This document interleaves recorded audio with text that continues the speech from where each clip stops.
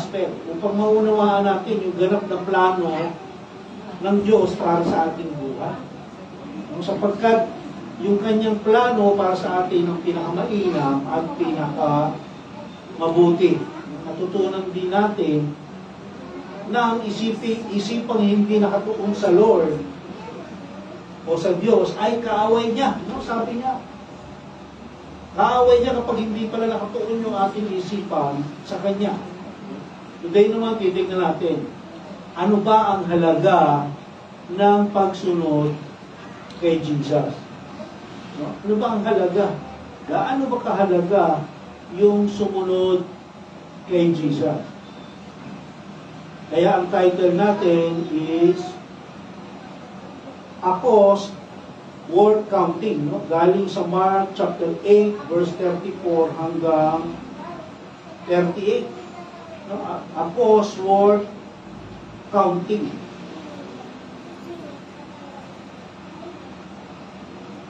Isang halagang dapat natin pag-isipan. Ano ba yung halaga na dapat natin pag-isipan? Mark chapter 8, verse 34 hanggang 38. Okay, sabi sa verse 34, and he summoned the crowd with his disciples and said to them, if anyone wishes to come after me, he must deny himself and take up his cross and follow me. Tatandaan natin, last week, yung eksena natin, tinuturo, continuous yung pagtuturo ni Jesus sa mga alagad. Kasi nga, gusto niya bago siya mawala, o bago siya mapako sa krus, ay naturuan niya kung ano about kingdom yung mga alagad. At last week natutunan natin na ni-rebuke ni Peter si Jesus, dahil sinabi ni Jesus mamamatay siya, papatayin siya. Ni-rebuke ni Peter si Jesus, but at the end ni-rebuke naman ni Jesus si Peter na iniisip mo, kaisip ang mundo yan, hindi yan ang plano ng Diyos. So kaya dito, sabi niya, he summoned the crowd. Sabihin, hindi lang yung 12 ang sumusunod kay Jesus. Marami pang tao dahil very popular na si Jesus. At sinimulang ituro ni Jesus kung ano ang tunay na kahulugan ng discipleship at yung halaga nito. Okay, so meron siyang binigay na 3 point yung pagiging disciple. Meron tayong dapat gawin para maging disciple. Una, sabi, deny yourself. Deny ourselves. Pangalawa, take up our cross. And pangatlo, follow Christ. Tandaan natin merong distinction o pagkakaiba yung salvation in Christ at yung being a disciple of Christ. Magkaiba yun, yung salvation and being a disciple. Yung salvation in Christ, ang requirements nun is to have faith.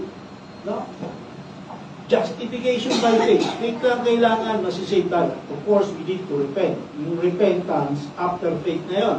Pero ang requirements natin is to have faith to be justified.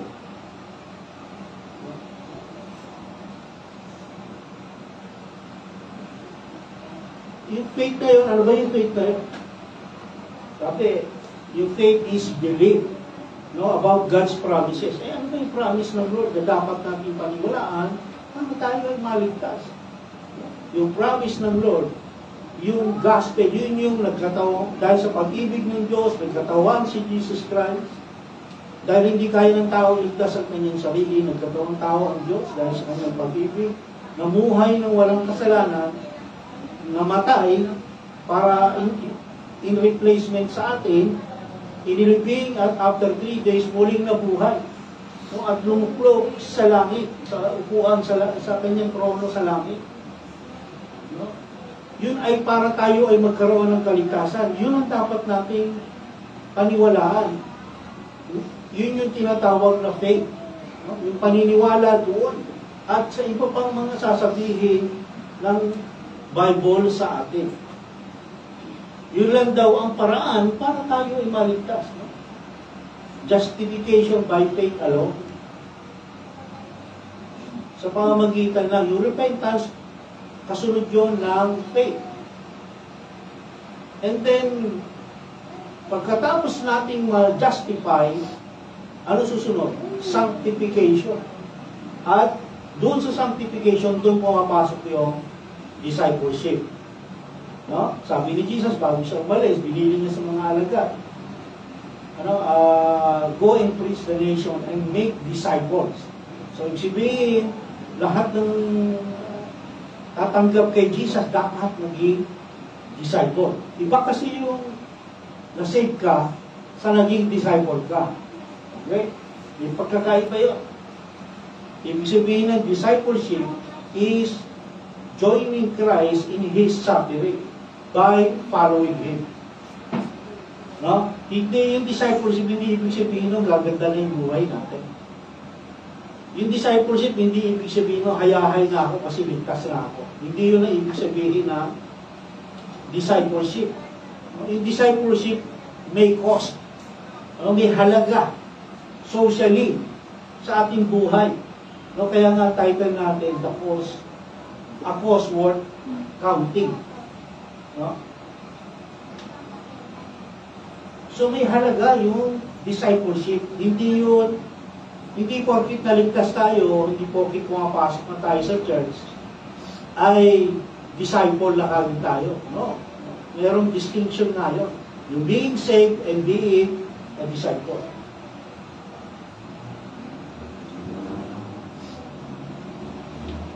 Tingnan natin anong sabi ni Paul sa Philippians chapter 3, verse 8 to 11.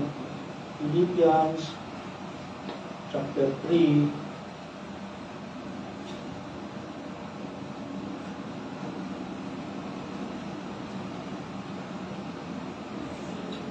verse 8 to 11. Sabi dito, oo, itinuturing kong walang kabuluhan ang lahat ng bagay bilang kapalit ng lalong mahalaga.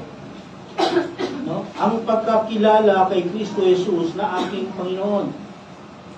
Ang lahat ng bagay ay pinilagay kong walang kabuluhan. Makamtan ko lamang si Kristo. No? At verse 9, at lubusang makasama niya. Ang aking pagiging matuwid ay hindi sa pamamagitan ng pagsunod sa kautusan. No? Yung righteousness daw, hindi dahil sinusunod natin yung kautusan. No? Ito yung righteousness, kundi sa pananalig kay Kristo. By faith in Christ.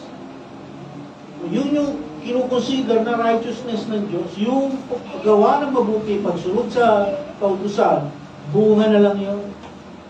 Ang pagiging matuwid ko ngayon ay buhat sa Diyos sa pamamagitan ng pananampalataya. Yung pagiging matuwid niya dahil sa kanyang faith. Verse 10, ang tanging hangarin ko ngayon ay lubusang makilala si Kristo. Yun yung dapat na maging hangarin din natin. Yung lubusang makilala si Kristo. Maranasan ang kapangyarihan ng kanyang muling pagkabuhay. Maranasan natin yung resurrection ni Jesus. At maranasan natin kung tayo ay magkakaroon ng faith sa Kanya. Makibahagi sa kanyang mga paghihirap. Makibahagi sa ginawang paghihirap ni Jesus sa cross. At maging katulad niya sa kanyang kamatayan. To be Christ-like. Yun yung ating goal. Upang, sabi sa last verse, 11, ako man ay muling buhayin mula sa mga patay. No, so meron tayong goal. Meron tayong dapat gawin. To become a disciple. No? Sabi ni Jesus, one must deny himself. Sabi dito. No? na tulad ni Jesus, nung nagkatawang tao siya, yung pleasures and fantasies ng mundong ito, walang halaga sa kanya. No? Dapat daw tayo ganun.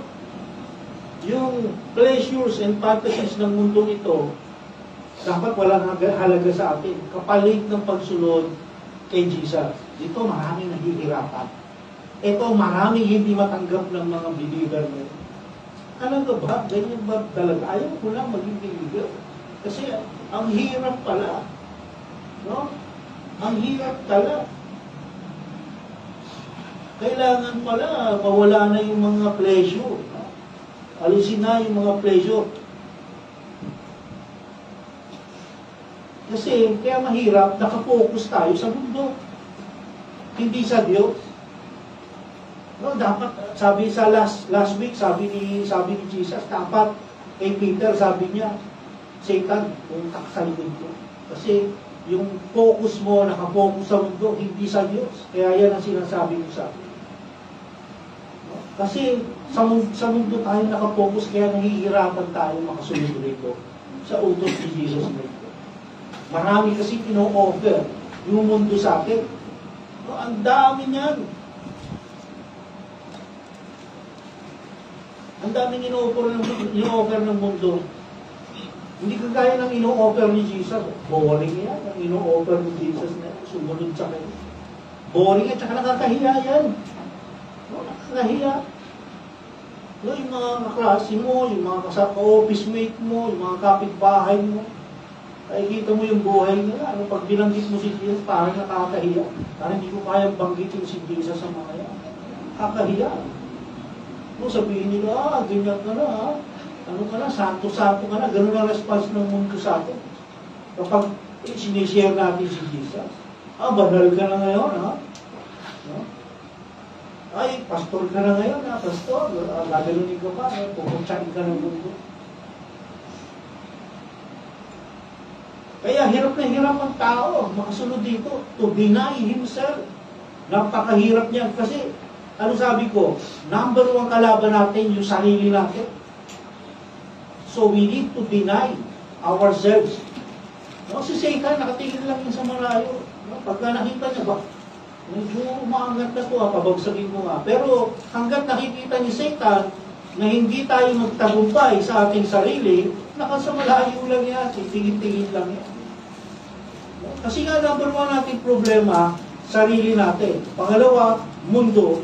Pangatlo lang si Satan. No, kasi makapasa ka sa sarili mo, meron ka pang haharapin yung mundo. No? Pag napasahan mo yung mundo, tsaka ka lang haharap kay Satan. Tsaka mo lang makaka-encounter si Satan. Eh, ang hirap makapasa dun sa dalawa na yon. Yan ang katotohanan. No? Kasi mas masarap matulog kaysa mag-church eh. No? Matutulog ka. Pero oras ang church, alas 10, tulog pa ako. Tapos maybe pa lang. No, mas masarap matulog kaysa mag-church. Mas masarap mag-outing. Hindi mo na ako mag-church niyo, mag-outing kami. No, meron kami outing. Mas masarap pag-Facebook kaysa mag-church. Hindi. Saka na ako mag-church. Ang dami kong pig sa wall ko eh. Kailangan makita ko lahat to. Baka may mamiss ako. No? Mas masarap mag-ML, Andiyan yung tropa sa labas. ML tayo. Sige, saka na ako mag-church. ML muna tayo. No? Ito yung reality sinasabi ko. Hindi ko ito invento. Ito yung talaga nalaganap. No? Ito yung realidad. So, lagi ko sinasabi, ang sermon na masarap sa pandinig, hindi yan sermon. Meron ba sinisermonan na natutuwa? Ang sermon masakit. Tumatagos sa, ano sabi ng Bible? Tumatagos to sa bone marrow. Yun ang tamang sermon. No, sabi pa ni Jesus, take up your cross. No? Take up your cross. Sa panahon nila, pag sinabi mong cross, death penalty yun. No? Basta binanggit mo yung cross, death penalty. Lahat ng sinasabit sa cross, patay. No, para sa panahon natin, lethal injection niya. O hanging, bitay. o sila electrica. O sa panahon nila, pag sinabi mo cross, binanggit mo, death penalty. Hindi lang death penalty, may kasama pang kahihiyan. So, anong sabi ng Scripture? Ang lahat ng sinasabit sa kahoy ay sinumpa. So, pag sinabit ka sa kahoy, o pinako ka sa krus, kahihiyan, no? Public shameful, no? Public shamefulness, kahihiyan sa publiko, kasi ang daming makakakita sa iyo eh. Pag ipinako ka sa krus, ipapakita ka, ipaparada ka sa mga tao, yung mga ibang mayor ngayon, ginagaya yan, no? Pag nahuli magnanakaw, nilalagyan ng placard rito. Ako ay isang magnanakaw, pinaglalakad, no? Public shameful, shaming yun, no? Public shaming. So yung cross, pag binanggit, death penalty. No? So sabi ni Jesus, take up His cross. No? In other words, sabi niya, die literally. No? Die. Literally, ha? Kailangan nyo mamatay. No? Na yung death, temporary lang yan. Temporary implication o suggestion lang sa ating decision. No? Kung i-consider natin kung ano yung tatamasahin natin next life, which is far more greater. No? Sa mga nag-aaral ng end of times, nandun na kami sa kingdom life. No? Yung buhay sa kingdom, nakikita namin doon kung ano yung pagkakaiba ng buhay sa mundo at saka buhay ngayon at buhay sa kingdom. Ang layo ng diferensya. No? Kaya nga far greater. Mapalad pa nga tayo itong generation na ito. No? Kasi wala tayong persecution dito sa Pilipinas, wala. Kaya mapalad tayo. Kung titingnan niyo yung church history, nag-start yung church, antindi ng persecution. Talagang death talaga. Kaya sabi niya, take up your cross. No? Kasi alam ni Jesus kung ano sasapitin ng mga susunod sa kanya. Kamatayan talaga. Noon, lalo na nung siniro na ang emperador ng Roma, kapag nahuli kang Kristiyano ka, pag sinabi mong follower of the way. No, kaya the way yung pangalan natin kasi ang unang tawag sa mga Kristiyano, followers of the way. Kaya pag nalaman, follower ka ng the way, uhulihin ka, bububugin, isasabit ka sa poste. Pagdating ng gabi, sisindihan ka. Magiging ilaw ka sa gabi. Ganoon ang mga mananampalatayano. Or, kung masyado kayong marami, masyado na, wala nang masabitan, ang gagawin, pag nagkaroon sila ng gathering sa arena, no, ipapakain kayo sa liyo para katuwaan ng mga tao. Mga mananampalataya, ilalagay sa gitna ng arena yan, magpapakawala sila ng leon, at kakainin kayo, no, yung mga tao, tuwan-tuwa sila pag kinakain ng leon, yung mga mananampalataya. Yun yung persecution noon. No, tayo ngayon, kahit followers ka ng the way, walang ganun. Walang persecution, malayo tayo, papasok tayo dito sa church, lalabas, no? Walang susunog sa'yo. Walang liyo nakakain sa'yo dito. No? Tayo pa kumakain, no? Bago tayo umuwi, kumakain pa tayo. Diba nakita natin kung paano tayo, kung gaano yung pagmamahal ng Lord sa atin. Kaya sinasabi ni Jesus ito sa mga alagad. Kasi alam ni Jesus, darating yung tayo. Kayo ay mamamatay dahil sa akin. No? Sasabit kayo sa poste para sunugin. Pakakain kayo sa liyo. Or pinaka-least, ikukulong kayo.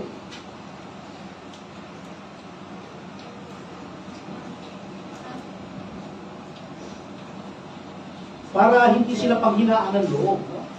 Kumbaga, pinauuna ko na to, sasabihin ko sa inyo, lalo na sa mga alagad, no? Nakita naman natin, si John lang yung mayroong kamatayan na maganda. No? Pero actually, bago namatay si John, nakaranas ng pinakuluan yan sa kumukulong mantika. No?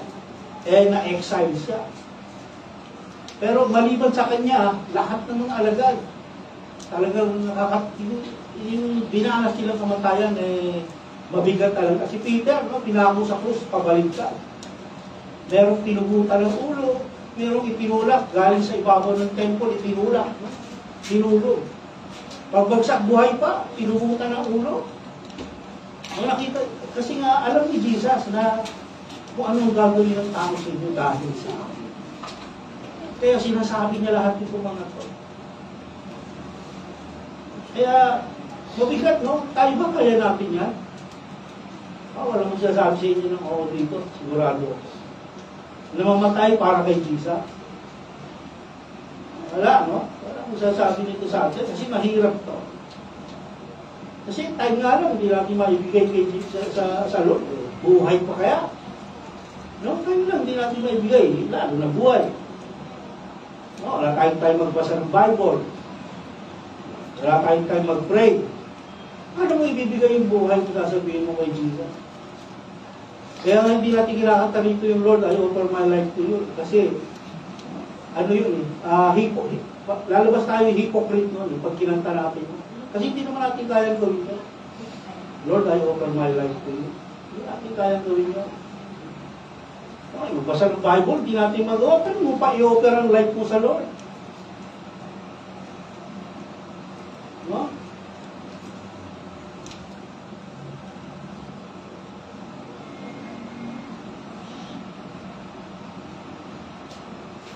Hindi natin kaya yung mag-sacrifice para sa Lord. No? Si Jesus lang may kakayanan. No? Si Jesus mismo namatay. Para kanino? Para sa atin. Para sa atin na ayaw magbigay ng kapiranggot na tayo para sa Kanya. No? Ang ganda ng natin, ang ganda ng response natin sa ginawa ni Jesus sa atin. No? Kung tutusin, dagat-dagatang apoy ang destination natin. Yun ang katotohanan. No? Bago pa tayo pumasok sa loob ng church na to, ang destination na dapat natin, dagat-dagatang apoy, yung final destination natin. Pero naiba yun. No? Naiba yung dahil kay Jesus, dahil sa pag-ibig niya sa atin. No? Hindi na yun ang destination natin ngayon. No? Dahil sa habag, biyaya at pag-ibig ng Diyos sa atin, iligtas na tayo doon. Walang ibang relihiyon sa mundong ito na ganun ang ginawa, na nagkatawang tao ang Diyos. Yung Diyos nila nagkatawang tao para iligtas sila. Wala, no? Mga Muslim, ang dami niya nila.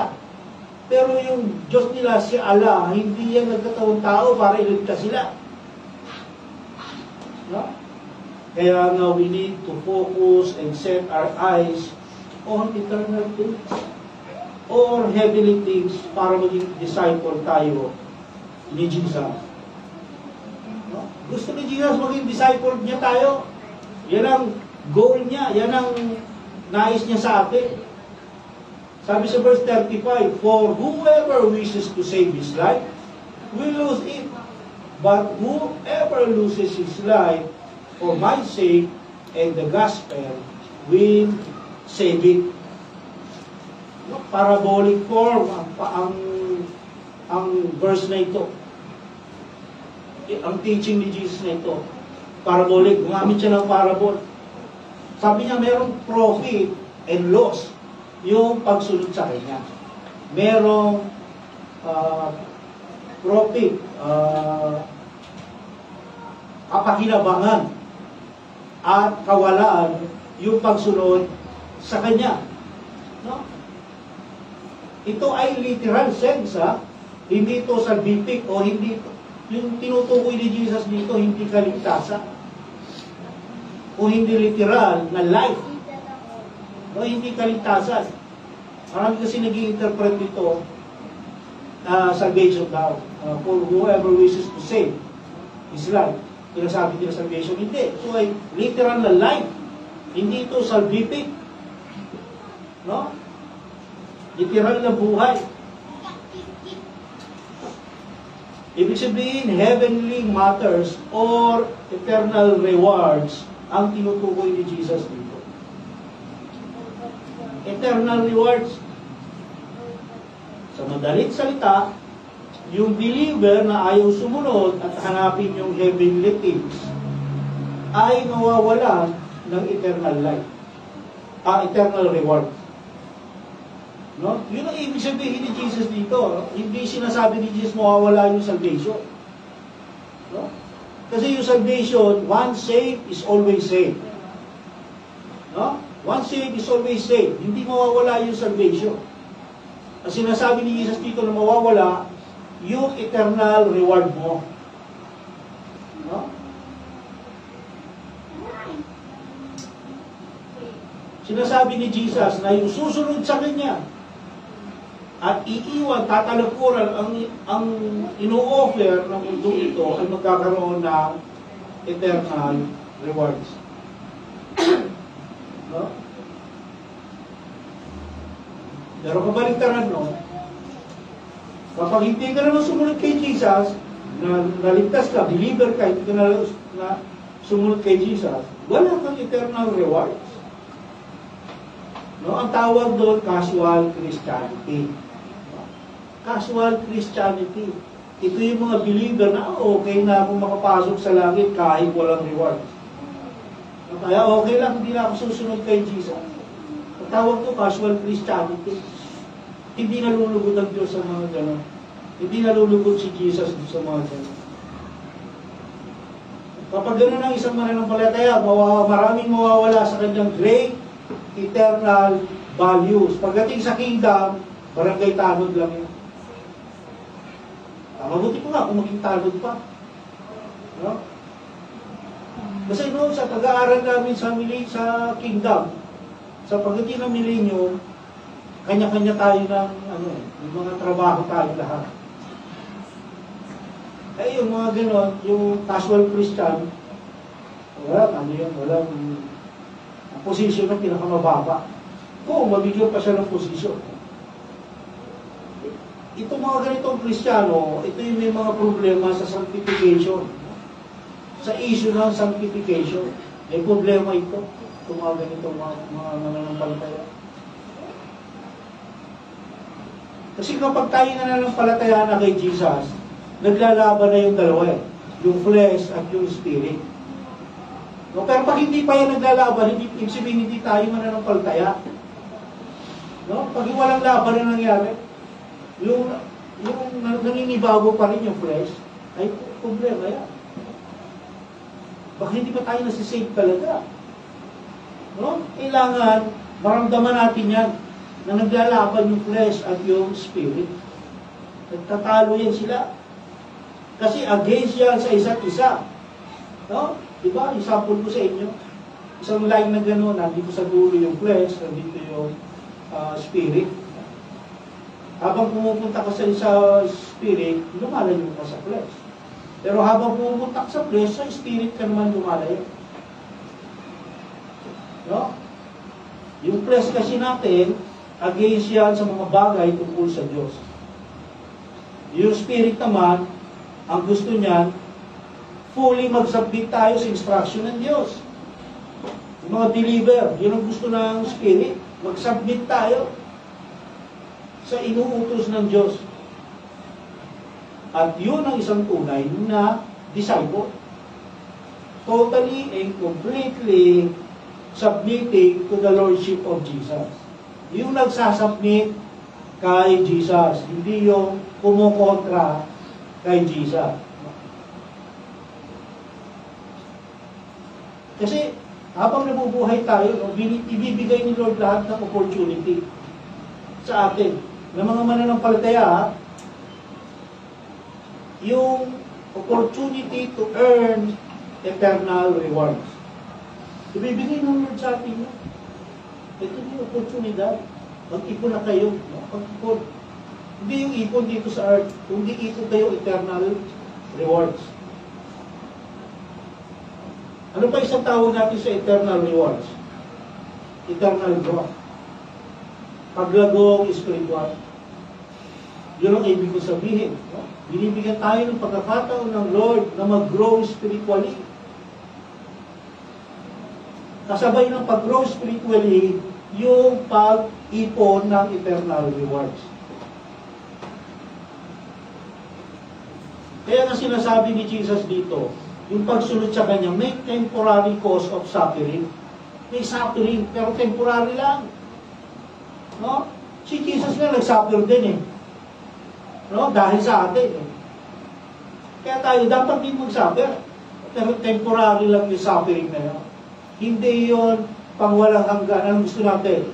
Temporary suffering o yung eternal suffering na walang hanggan tayong magsasuffer? No? Yung susunugin tayo doon day and night. Kaya nga ang tanong, can we fully and truly follow Christ? Kaya ba natin sumunod kay Jesus? Kaya ba? Kasi ang isang believer, hindi nagtatapos ang buhay niya sa pananampalataya lang kay Jesus. Yung mananampalataya ka lang kay Jesus, hindi ito nagtatapos ang buhay ng isang mananampalataya. Kailangan natin sumunod sa Kanya. Yun yung next step. No? Kasi yung mga buhay yan eh. Parang yung piko, ano? Pag naka-first, second step ka, meron pa third, fourth, fifth yan. Hindi pwedeng itigil sa second, tapos na yung laban. Hindi. Tapusin mo lang, kailangan yung doon sa dulo. No?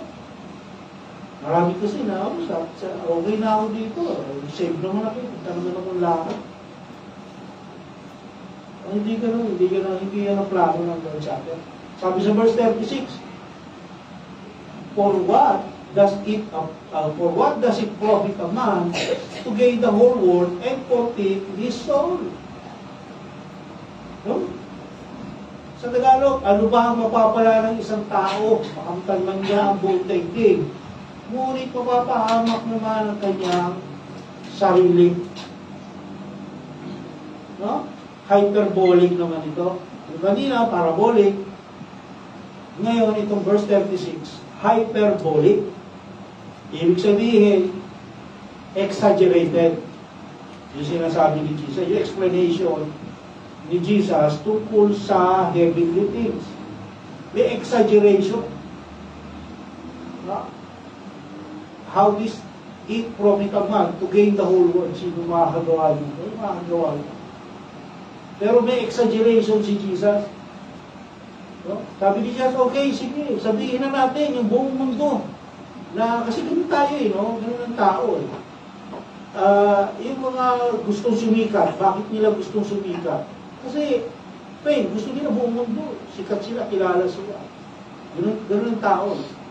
So sinasabi niya, okay, sige, sumikat ka na sa buong mundo. Aanhin mo yon. Anong kapakinabangan mo kung yung soul mo naman ay mapapahaba? No? Sabi ni Jesus. So sinasabi ni Jesus dito yung sukatan ng pagiging disappoint pagdating sa eternal at temporal na mga bagay. Ito question to, pero ito ay rhetorical question. No? Ito yung negative na kalagayan ng tao. Ito yung gusto talaga ng tao to gain the whole world. No? Kaya tao nagsusumikap. Bakit? To gain the whole world. No? Pero mali, no? Dapat pag mananampalataya ka na, kaya nga dapat may transformation, regeneration, may changing of mind, may repentance, change of mind. Kasi hindi na dapat world ang gusto mo i-gain. Kung hindi, eternal rewards na. Dapat mayroong change of mind. No? Yun ang sinasabi ni Jesus. Dapat mayroong kayong change of mind sa ngayon. Hindi yung world ang gusto nyo i-gain. O hindi eternal rewards. Yung hindi nabubulok.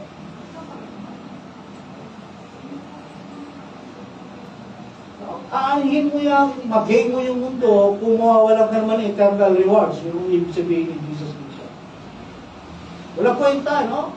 Kasi yung mundo, mabubulok yan, masisira nga yan eh. Hindi ba nakita natin ngayon? Unti-unti lang naglalabasan yung mga sinkhole. Darating yung time, mabubura ang ilang continent sa mundong ito. So, pag pinasa natin yung, pinag-aralan natin yung end of times, makikita natin, darating yung time na mabubura yung ibang mga continent sa mundong ito. Darating yung time, mawawala ng halaga ang pera. No, kaya, temporary lang talaga yan. No, ang buhay natin, na dapat nag-i-invest tayo. Para tayo mga negosyante. Mag-i-invest. Ang tanong, saan tayo mag-i-invest? No? Sa mundo, which is temporal, o sa langit, which is eternal? No? Yan ang pag-isipan natin. Be wise. No? Dapat maging wise tayo sa ating investment. Kasi yung sa mundo, temporal lang yan. Papakinabangan natin yan. Ilang taon lang hanggang nabubuhay tayo. Pag namatay ka na, wala na. Sino makikinabang niya? Ibang tao na. No? Sabi nga doon sa pinag-aralan namin sa Kingdom Life, pag nagtanim ka, ikaw makikinabang yan. No? Sa Kingdom. Pagka nagtayo ka ng bahay, ikaw din ang titira dyan. Dito, sa panahon natin ngayon, mag-invest ka ng business, pag namatay ka, iba na makikinabang niya. Bahay, magtayo ka. Pag namatay ka, iba na titira dyan. No? Kasi hindi eternal. Dito sa mundo nag-invest, pag namatay ka, goodbye. No? Ganun yan. Goodbye na. Pati satisfaction, temporary. No? Temporary. Bisa nga, wala pa eh. Walang satisfaction. Tingnan niyo yung mga DPWH na mga kurak. Di ba? Walang satisfaction yung bilyon na ginukurakot, tuloy-tuloy pa rin. Walang satisfaction. No, sa mundong ito, walang satisfaction. Ang meron lang talagang satisfaction sa piling ng Diyos. Sa Diyos lang tayo makakaranas ng satisfaction. Dahil ang Diyos ay sapat at sobra pa kung minsan sa atin. At hindi tayo pwedeng magsabay, mag-invest. Nang sabay, mag-invest ka dito sa lupa at di same time mag-invest ka sa langit. Hindi pwedeng gano'n. Parang yung pagsiserve din. You cannot serve two masters. No? Yung isa sabi, one you will hate, one you will love. Hindi pwedeng magsabayan yung investment. Either mag-i-invest ka sa mundo ito o mag-i-invest ka sa langit. No? Verse 37, apat lang ito, pero ang haba, ano? For what will a man give in exchange for his soul? Ano ba ang may babayad ng isang tao para mabawi niya ang kanyang buhay? Meron ba? Meron kung may babayad ng tao para magkaroon siya ng buhay na wala hanggan? Wala. No? Wala. Ang isipan ng tao meron. Pero ang katotohanan, wala. No? Hindi porkit mayaman ka, hindi ka na mamamatay. Mali. Hindi kayang iligtas ng kayamanan mo yung buhay mo. Hindi kayang dugdugan ng kayamanan yung buhay mo. Kapag kukunin ka na ni Lord, kukunin ka na, walang magagawa yung kayamanan mo. Kahit magpagamot ka pa doon sa Switzerland, sa New Zealand, US, kung saan-saan pumunta ka. Hindi pa si Chris Aquino, malapit na. Mayaman yun. No? Walang magagawa yung pera natin. Kaya nga, invest sa langit. At the end pa, tatanungin pa tayo ng Lord. No? Pagdating ng end of times, anong ginawa ko? Nung nabubuhay ka pa. Saan mo inubos ang oras mo? Lord, pasensya ka na. Sa FB ko na ubos yung buhay ko. Lord, pasensya ka na. Mga tropa ko. Sa ML namin na ubos yung buhay namin. No? Yan ba isasagot natin sa Lord?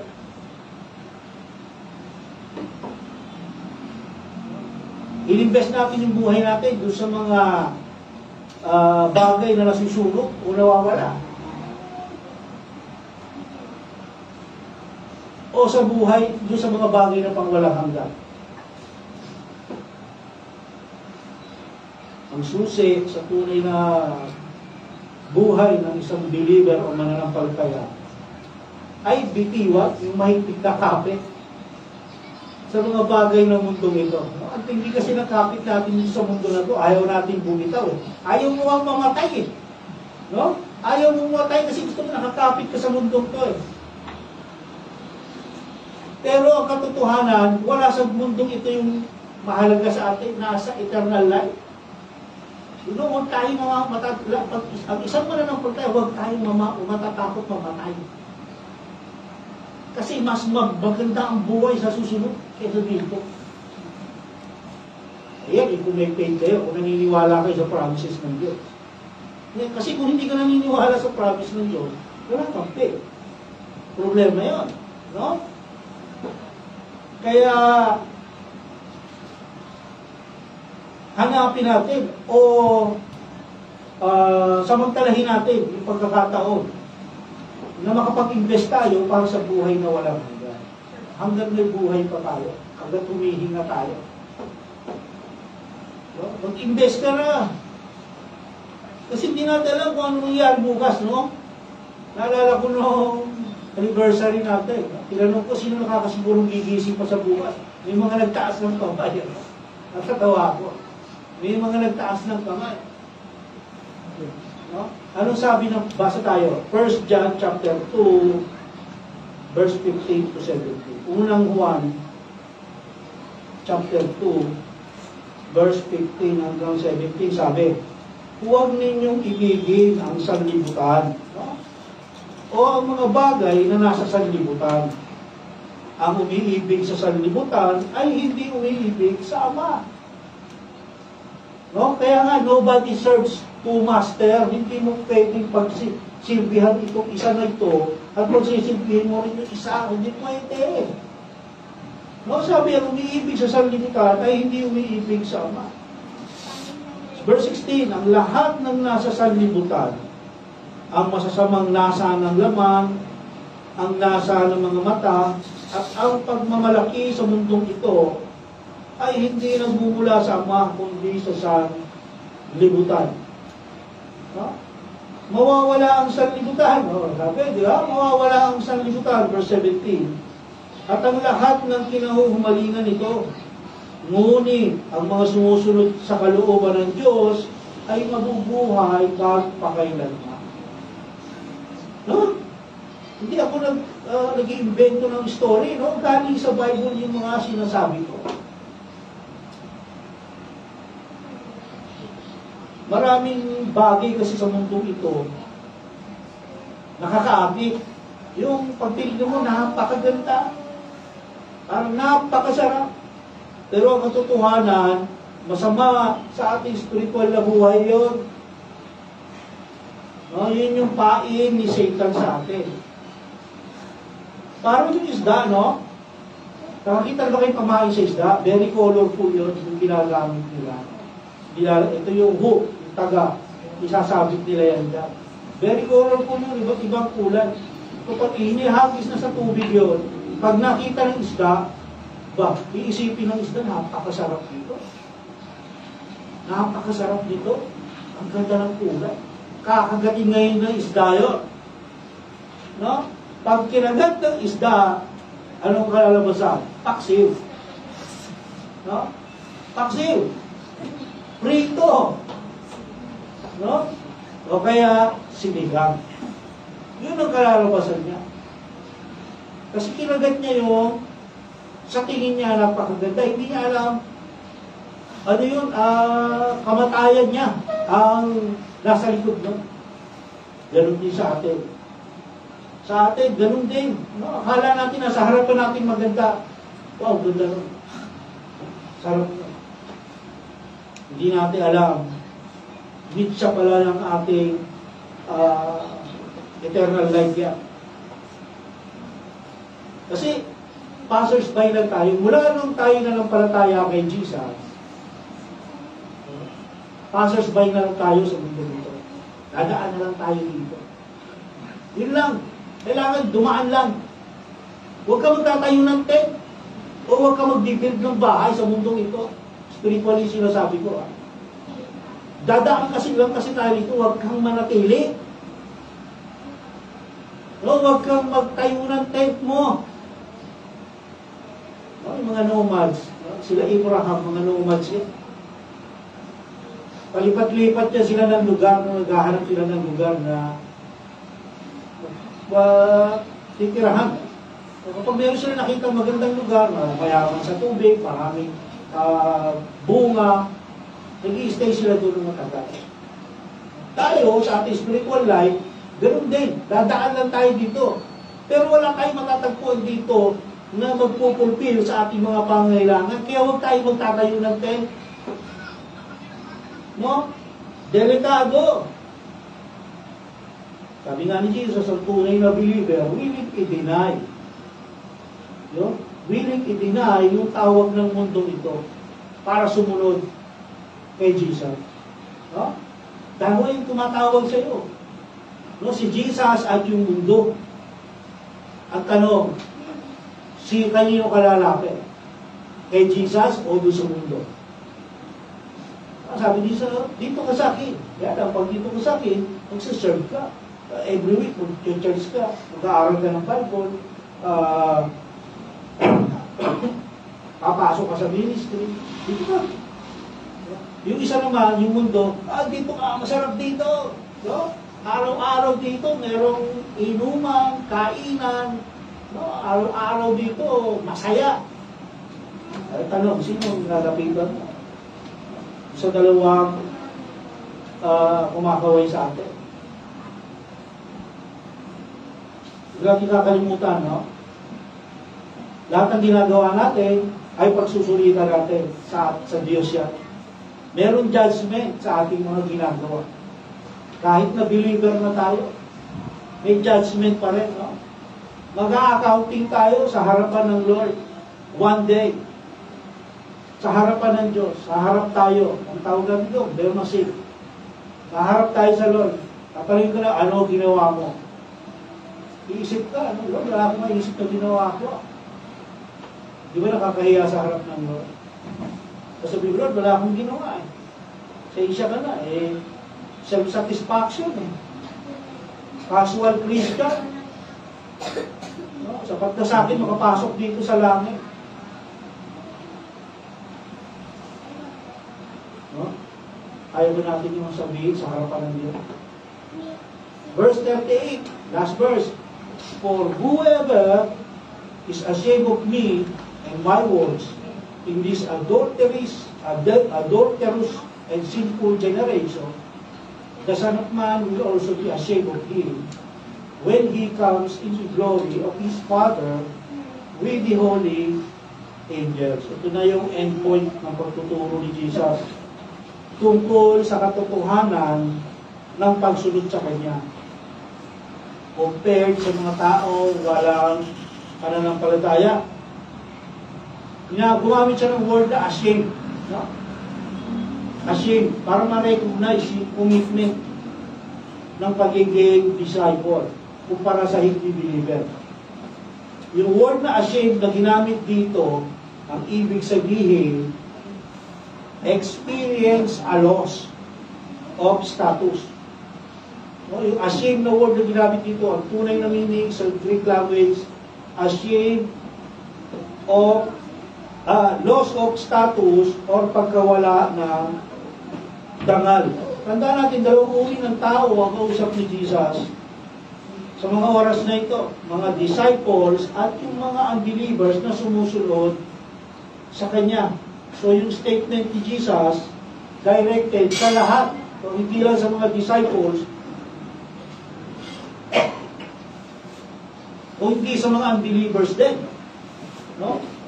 Sa kanilang lahat naka-direct. Kaya yung pagsasalita ni Jesus para sa dalawang uri ng tao.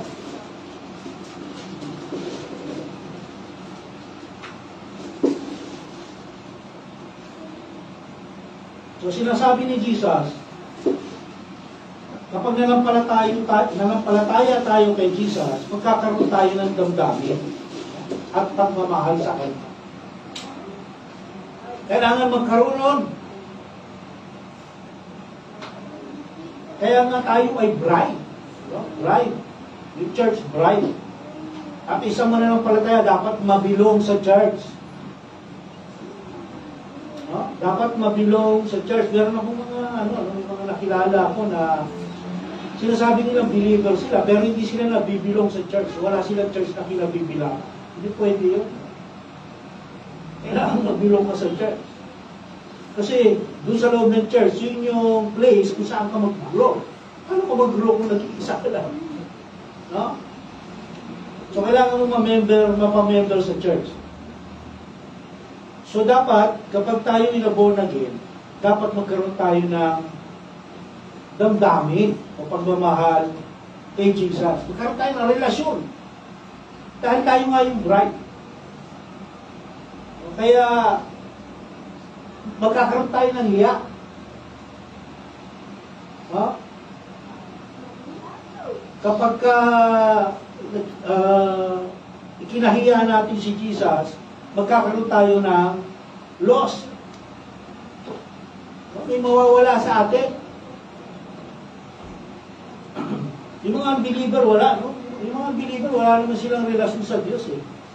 Walang mararamdamang loss yan. No?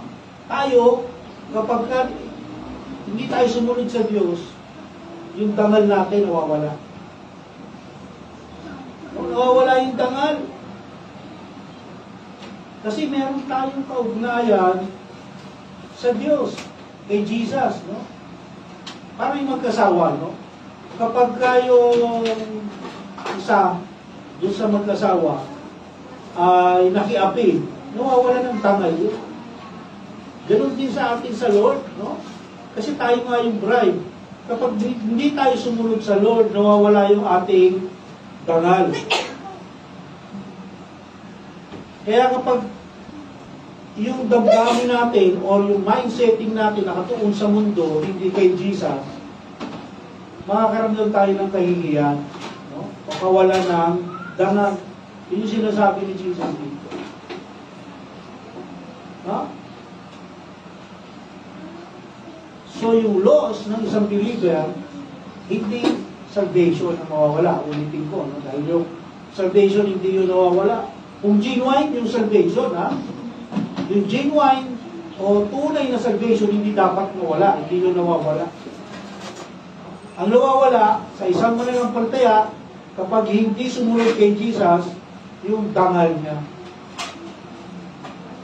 Bilang mananampalataya. Yung dangal mo bilang mananampalataya.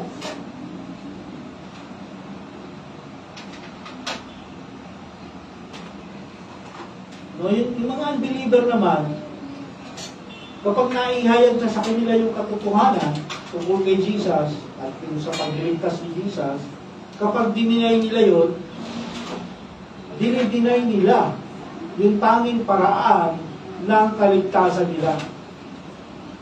No, pag yung gospel dinidinay nila yung paraan ng kanilang kaligtasan. No, kaya kapag nag-share tayo sa iba, sa mga unbeliever, hindi nila yung pinakinggan. Dininay nila.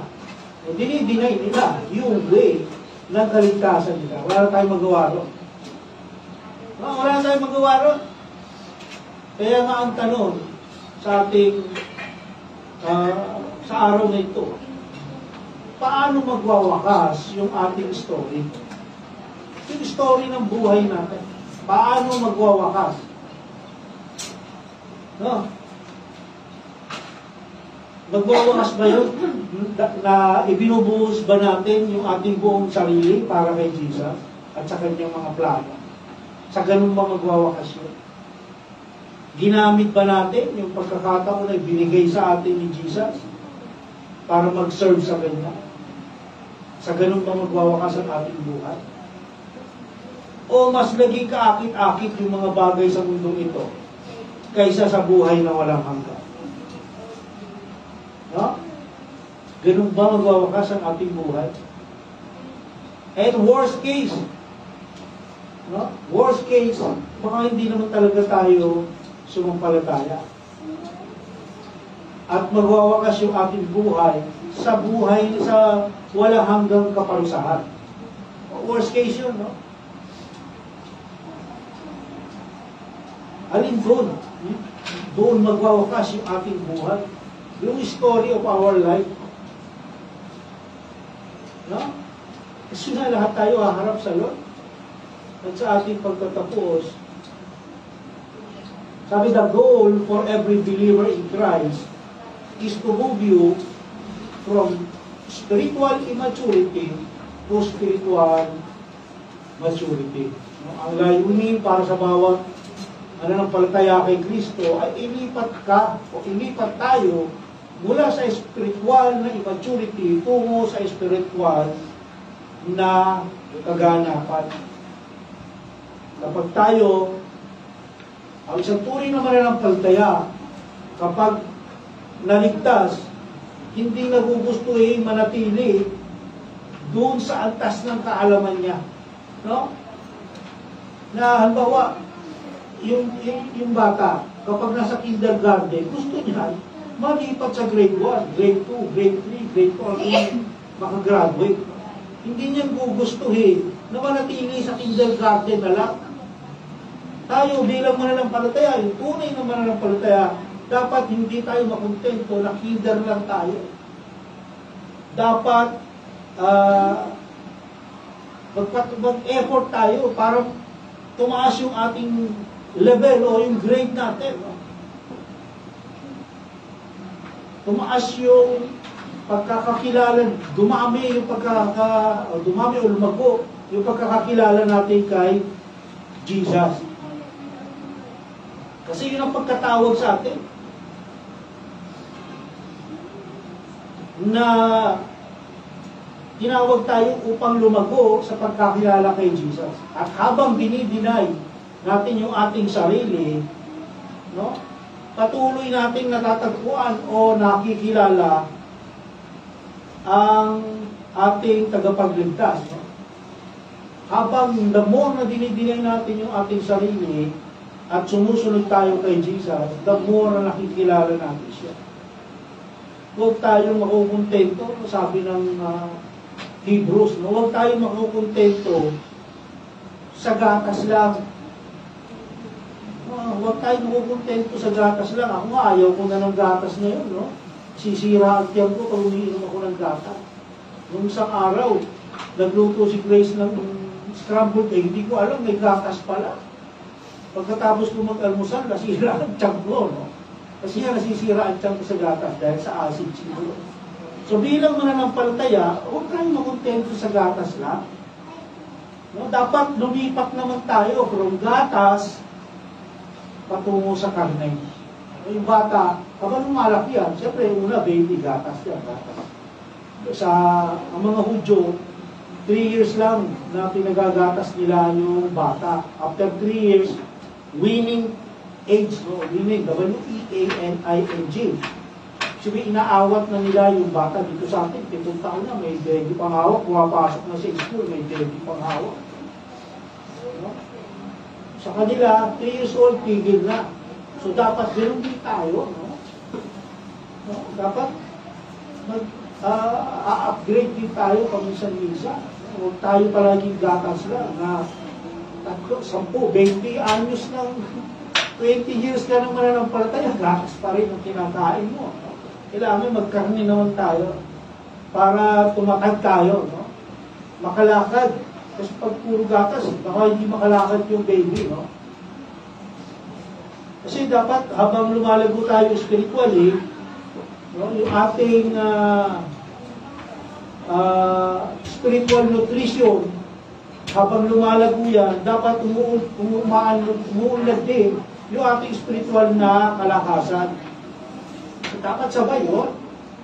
Yung nutrition at saka yung strength. The more ano ka na, bibigyan ka, nakakakain ka ng nutrition, the more na lumalakas ka spiritually. No? At dapat matutuhan natin magtiis. Yan ang sinasabi ni Jesus. Magtiis tayo ng may pag-ibig kasama si Jesus. Okay? Kasi dapat pag mananampalataya, united in Christ tayo. Dapat kapiling natin, kasama natin ang ating tagapagligtas. Okay? So, yun ang gusto ng Lord sa atin. Yung tayo'y mag-grow.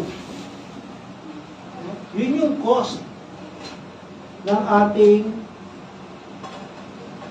pagiging disciple.